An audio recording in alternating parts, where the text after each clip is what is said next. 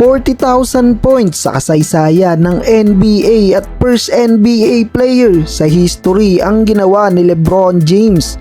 Pero may mainit na patama si Stephen A. Smith sa Lakers.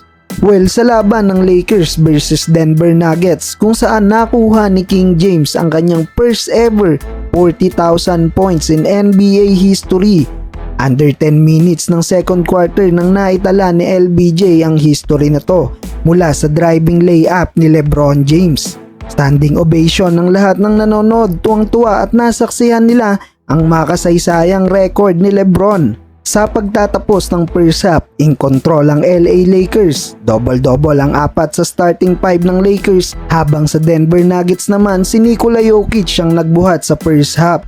Pagpasok ng third quarter, takeover mode na ang duo na si Jamal Murray at Nikola Jokic. Nabura bigla ang 10-point lead ng Lakers at naitabla ni Jamal Murray ang talaan sa all 75. Habang si The Joker naman naipasok pa ang top shot na to sa harapan ni Anthony Davis. Final quarter, nag-takeover mode pa si LBJ para maibalik ang kalamangan ng Lakers.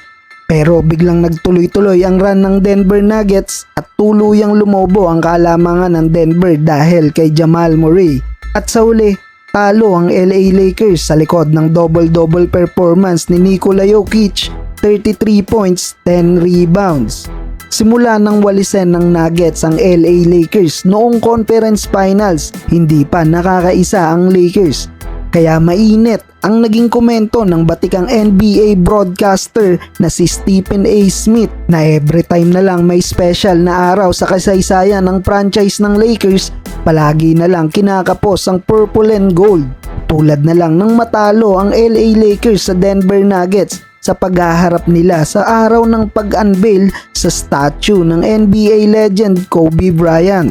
Sa post-game interview naman ni Anthony Davis, nagbiro si AD kay LBJ.